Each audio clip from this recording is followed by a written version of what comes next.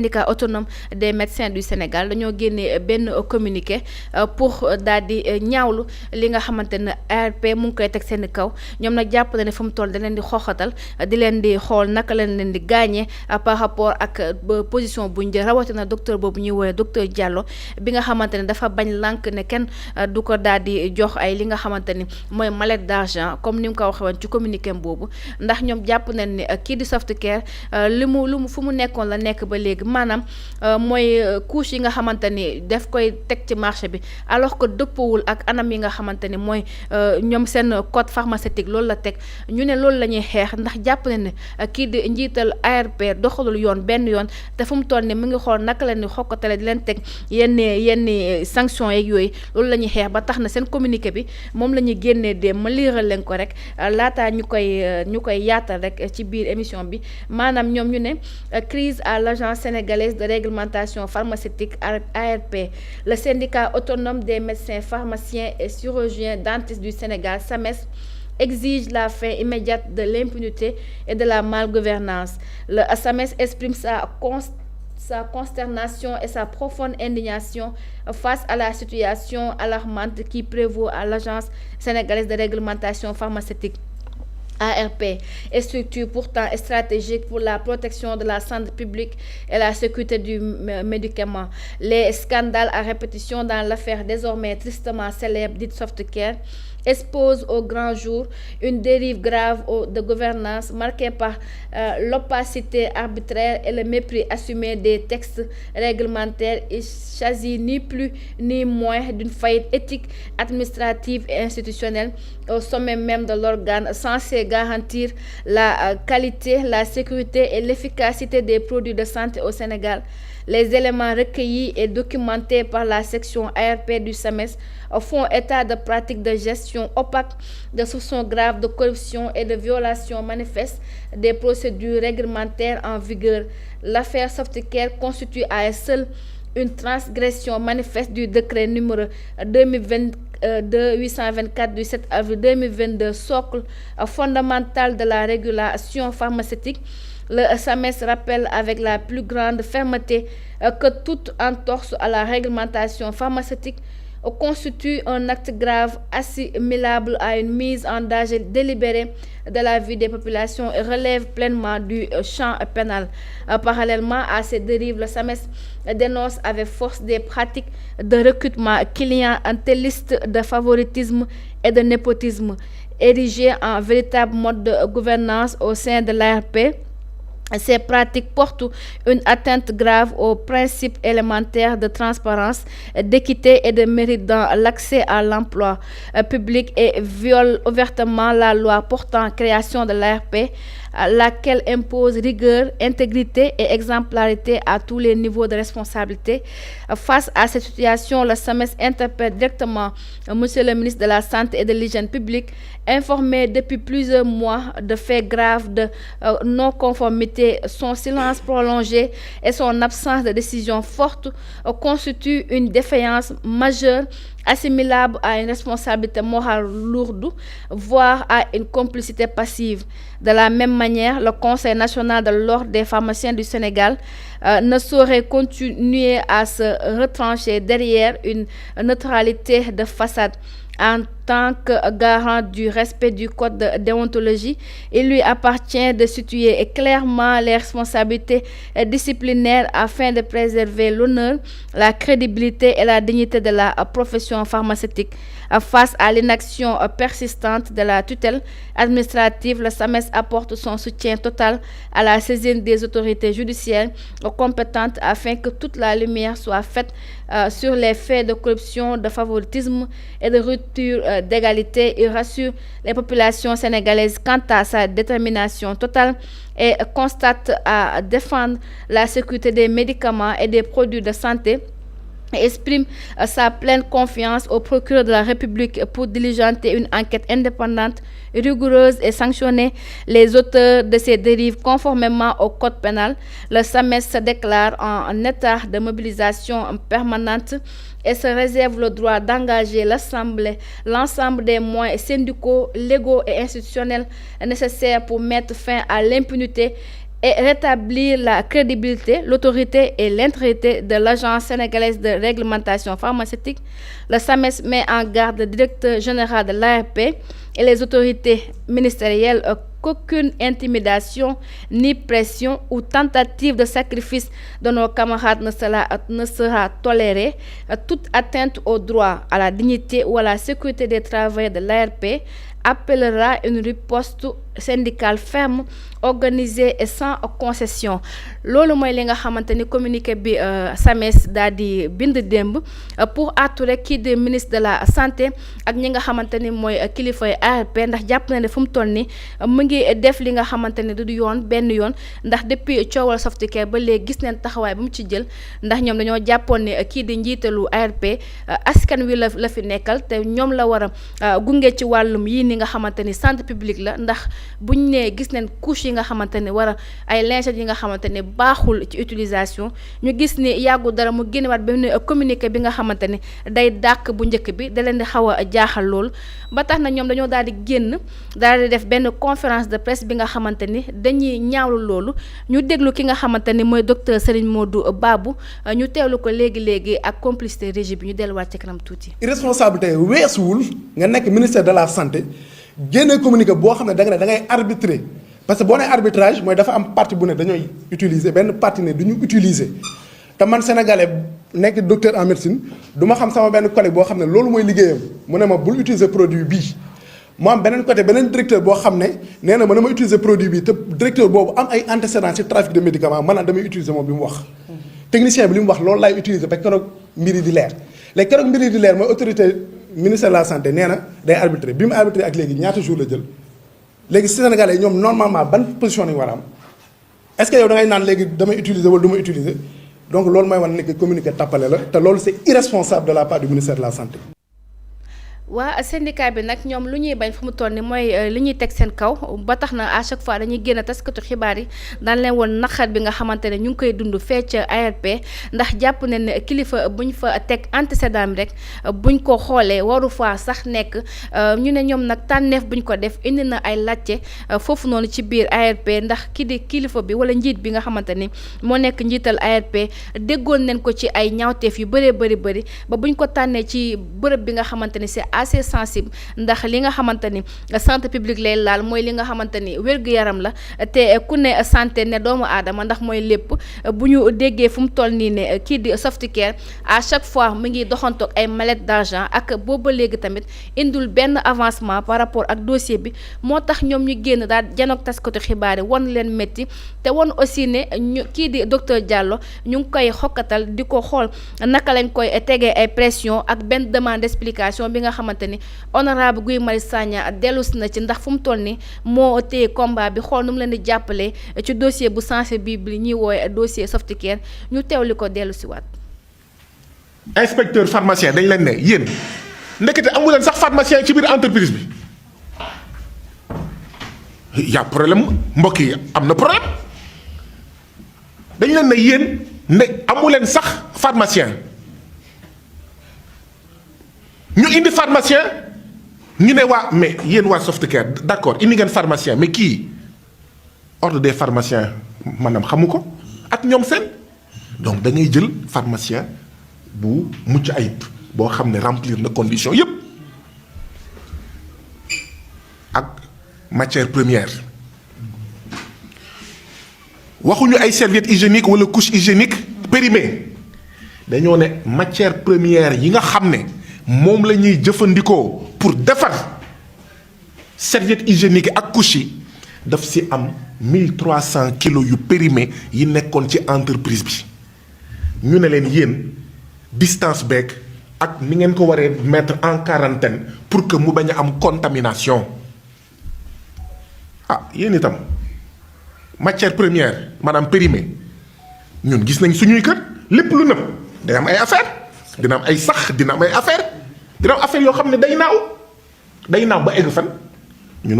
waa Sénégal mais ñun xam nañ de bi mu amee le problème de la Sonacos affaire bi di gilli ku daw xeñtu ko rek nga dee donc ay produits périmés la donc lu nekk mu ngi ci te mën na naaw ba dem ci beneen bërëb ci entreprise bi ba laal couche wala serviette hygiénique donc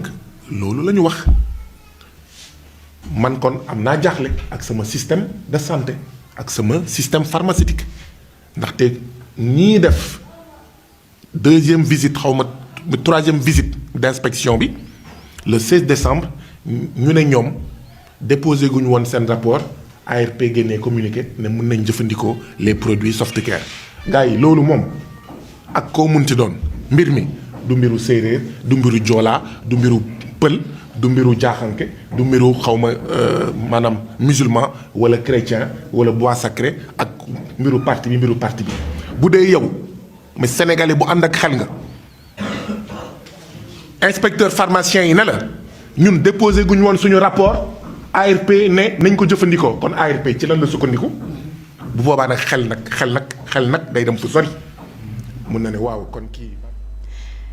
ginnaaw conférence boobee la nguur gi daal di jël dogal def l'enquête par rapport ak dossier Softcare woowu ba tax na assemblée nationale yu génnee nañ benn commission bi nga xamante ni moo war a def enquête boobu dem coytu xool bu baax a baax ba xam couche Softcare yooyu luñ ci tudd moo ci nekkam déet ndax de kii di ministère de la santé dëgg la yóbbu nañ ko dossier mais moom yeewu ci yàbbiwu ci moo tax assemblée nationale fu mu toll nii moo yore flambeau bi pour leeral li nga xamante ni mooy dossier Softcare boobu kii du honorable Guy Marius Sagna ba tey dañuy des ci moom ndax moom mu ngi teg ay laaj par rapport ak commission boobu ndax mu ngi xool ba xam ñoom du ñu def comme ñenn nu ñu def wala ba xam dina lànk par rapport ak dossier Softcare boobu ndax gis neen ki nga xamante ni mooy Softcare ci boppam nu muy doxalee bu coowal gi bu coow bi jibee rek maanaam maletam lay daal doxantoo rek xool naka la leen di nampaaye wala naka la leen di joxe bokk pour ñu noppi par rapport à ce dossier moom Guy Marius Sagna nee na du bàyyi benn yoon ndax dina gunge ñi nga xamante ne mooy agent yi ndax ñu ngi leen di xokkatal bu baax te mu ngi tiit par rapport ak li nga xamante ni mooy seen situation fee ca ARP ñoom na defoon nañ benn marche devant institution boobu noonu di ARP ñu teewlu leen dikkaat ci plateau bi. inspecteurs yi particulièrement docteur Diallo mi nga xam ne moo jiite visite d'inspection bi amoon ca Softcare dañ ko dóor demande d'explication waaw kan la ñu waroon def demande d'explication yéen directeur APR defuñu la li nga xam ne moom mooy demande d'explication ngay joxe demande d'explication yow ministre de la santé dóoruñu la demande d'explication ngay toog di seetaan mu mel ni sax li nga toog ne pat ne tekk ne méng depuis 18 décembre dafa mel ni c'est pour may directeur APR fu mu jaar ARP plutôt fu mu jaar ngir régler problème bi ci biir ndaxte fi ñu jëm mooy bu ñu moytuwul dinañ dégg ne ñu ngi dagg ay salaire u agent ARP ndax ñu ngi grève mooy li waa ji doon wax boo buggee noyer benn débat boo buggee benn coow nga fay ko na nga créer coow ci coow li na nga créer affaire ci affaire bi ba kenn dootul waxati serviette hygiénique Softcare ba kenn dootul waxati couche pour bébé Softcare mais ñuy wax naan libérer docteur Diallo bàyyi leen docteur Diallo ne coupez pas nos salaires bu leen dagg suñuy payoor delloo leen ni suñu payoor loolu nag la ñu wax ne dafa mel ni taxawaayu ministère de la santé fa la jëm ngir fàtteloo ñu li nga xam ne mooy ndeyu wax ji mooy serviette hygiénique yi suñu yaay yi suñu sœurs yi suñu jigéen yi suñu doom yu jigéen yi suñuy xarit yu jigéen yi suñuy mbokk yu jigéen yi serviette hygiénique yi nga xam ne mënuñu ko ñàkk jëfandikoo weer bu nekk mu am ci benn bu tudd Softcare boo xam ne ay pharmaciens inspecteurs ñoo ne baaxul ci wér gu yaram. mooy li nga xamante ni honorable Guy Marius Sagna mu ngi koy xeex ak indi ci ay njàkkare par rapport li nga xamante ni mooy dossier Softcare boobu nga xamante ni agent yi fu mu toll nii tëddatuñu nelaw ba yandoor ndax ñu ngi tiit ñu laal seen salaire wala ñu teg leen ay sanctions yi nga xamante ni jugewul fenn fu dul wane dëgg bi jugewul fenn lu dul artu sénégalais ak ñaax leen ci yenn produits yi nga xamante ni ñu ngi koy jëfandikoo yi ci mel ni produit Softcare Aminata. am na solo Ramatoulaye nekk dossier lii di Softcare Boury dossier bi coow li mi ngi bëgg a yàgg te boobu ba tey sénégalais yi kenn xamu ci lu leer ndax tey yëf yi waroon bu fekkonte ni ministère de la santé def na liggéeyam dossier bi dinañ ko yóbbu fële nga xamante ni moom mooy pencum ndawi réew ma ngir mu lijjanti ko. pour man dossier la boo xam ni man ni ma ko gisee boog mooy c'est un dossier moo war a dëggal wala leeral ci ndax ñi ngi ci jubal jubante ba tey. wala ndax ñi ngi ci continuer waat les mêmes pratiques parce que li xew ci dossier bi dafa grave de pour cette société imaginez tey li tax ma ne li xew ci dossier bi dafa grave mooy pour cette société chinoise là taxaw te ñu witt bu fekkee ni ñii ñoo la të ba jëluñu des mesures fermes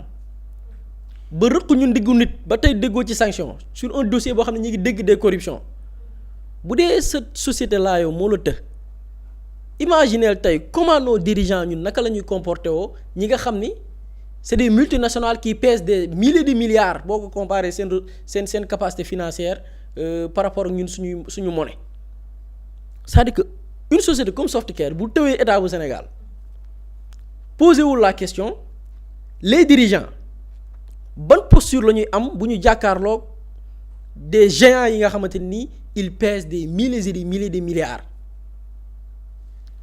parce que lan moo xew Sénégal c'est un pays très organisé kër gu ne dafa am loo xam ne mooy sa liggéey bu doon loolu la c'est-à-dire que ministère de la santé bu doon ni moom kese mooy bànqaas bi war a ceytu lépp du am ay services yoo xam ne dañuy tënku ci moom dañuy créer ministère de la santé kese bàyyi ko muy doxal créer cabinet am wut ay experts yu ko wër pare na ci. mais biir ministère de la communication dafa am ay direction am ay service ku ci nekk mu am lu ñu la sant ci liggéey ñu ne la ARP moom les produits yi nga xam ne dafa am caractère médical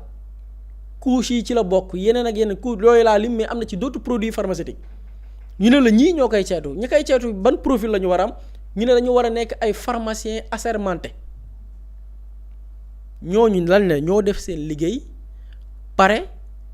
ARP sukkandiku ci loolu ne produit yi nga xam ni entreprise bi muy Softcare mi ngi koy produire moo xam couche la wala serviette hygiénique kenn waratu ko jëfandikoo entreprise bi bind ARP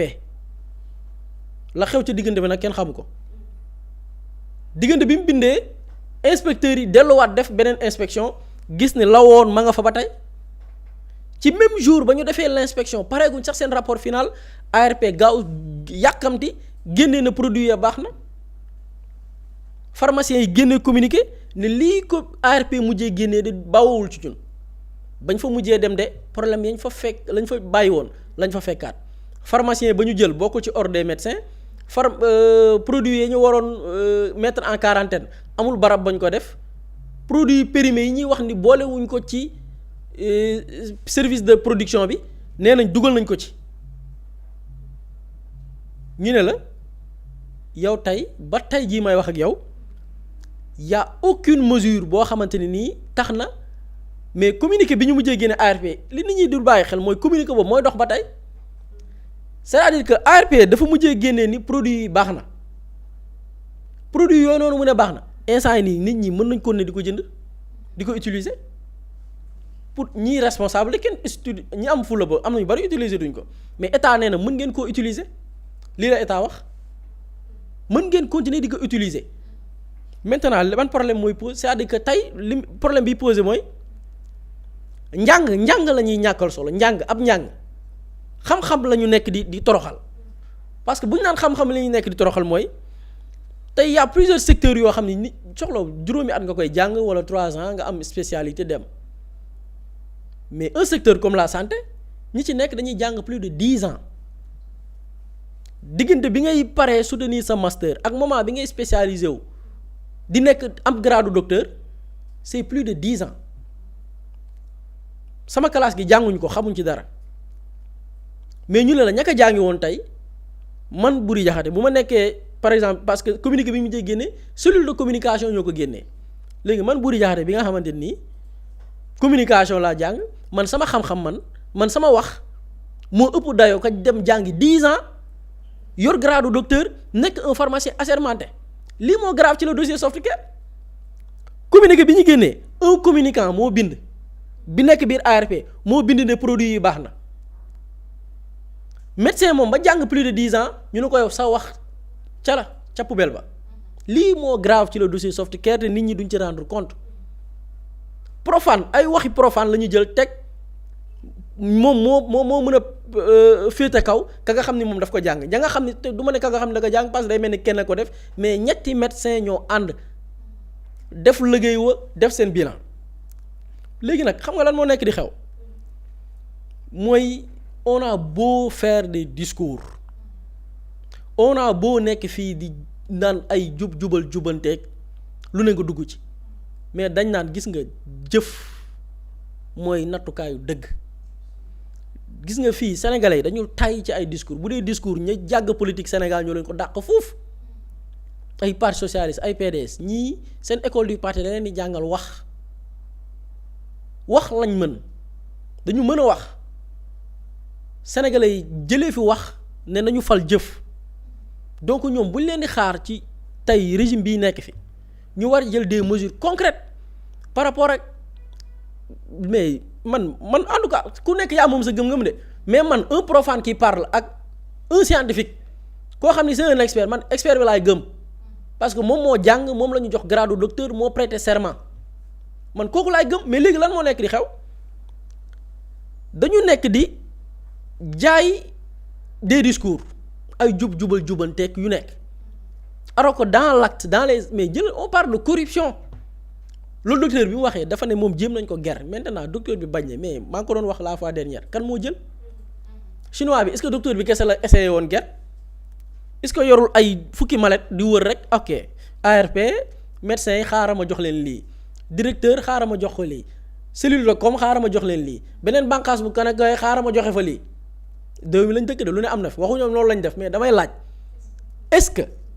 médecin bi moom la mu bañ est-ce que am na ñeneen ñu ko nangu loolu duñ ko enquête gëstu ko mais xam nga la lañ dégg après médecin bi la ñu woo moom di ko ne yow kaay rendre compte yow on continue de vivre les mêmes procédés yi les anciens régimes doon fonctionner le premier ministre actuel Ousmane Sonko lu ñu ko dàqee nekk ci barab di fa gis loo xam ne jaaduwul nga taxaw jéebaane ko te loolooy dëgg parce que yow nekkoo fa au service de quelques personnes yoo xam ni c'est des personnes yoo xam ne seen mandat dafa éphémère da nga jàng am sa master dem ENA génn nekk inspecteur nguur gu ñëw fii la lay fekk fii la lay bàyyi nga def ko pour sa askan ñu jël a dàq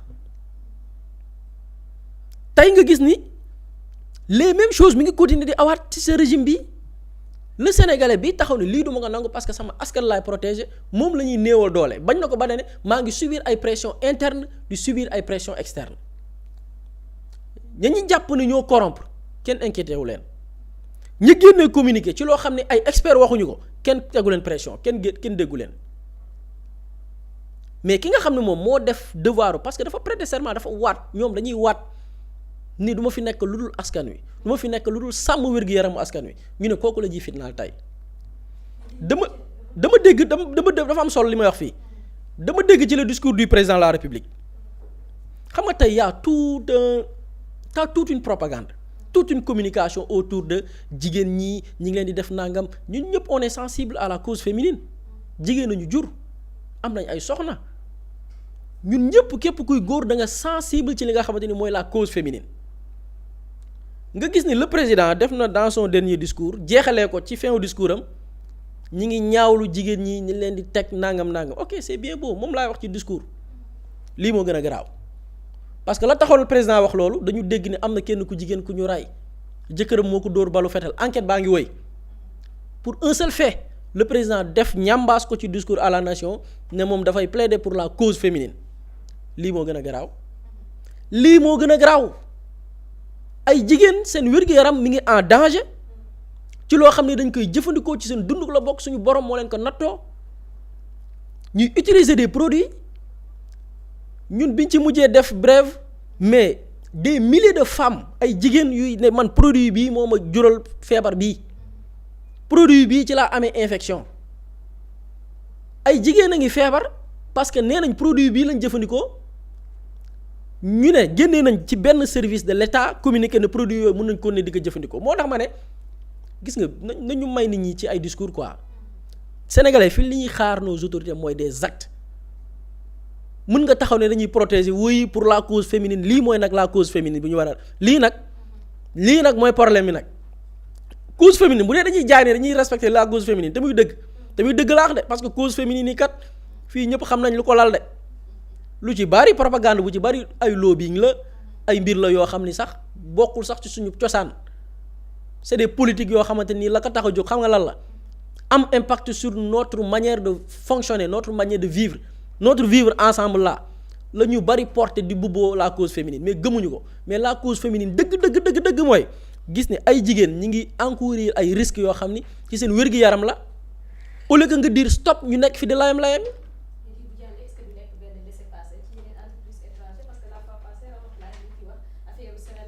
sukkar soo xamante ni dañ ciy yokk ndax bu yàggee du dem ba entreprise étranger yi di def lu leen neex ci suñu réew. mais mooy continuer waat c'est-à-dire que na woon fa woon c'est-à-dire que le discours de rupture bi ñu doon jaay sénégalais moo fi dul nekkati te nit ñi seen i bët da ngay gis benn nga retenir jël ñaar nga retenir nga gis ni mais c'est la même chose qui continue gars yi dañu fi nekkoon di def lu leen neex ci dëkk bi dara du leen ci fekk. ñu ñëw ne woy jubal jubbanti bu ñu ñëwee dañuy bale bu ñu ñëw nangu ay nit nangam ñëw mais ay nit ak léegi fee ngi nii gis nga yàlla suñu borom nag ñu naan yàlla ay ci potu mbuur yàlla da ngay taxaw di tenir des discours mu mettre la devant les faits di la tester même tey booy jéem a jaamu yàlla tey booy jaamu yàlla nii man dama bëgg a dogu suñu borom dama bëgg a nekk jaam bi gën ci wut yàlla googu noonu yàlla da lay nattu ci wut yàlla googu noonu di la tester di xool yow ba xam dëggu nga. booy woote aussi jubal jubanti xoolal suñu borom moo lay tegal ay mbir di la tester yow xool ba xam li ngay wax dëgg la te bu ñu gisee lii man pour man le dossier Softcare ci la ñuy xamee ba xam jubal jubanti bi moom dëgg la wala du dëgg on va essayer de voir xool ce que ça donne. li ñu cërale woon ci waxtu jeex na xam naa dama lay.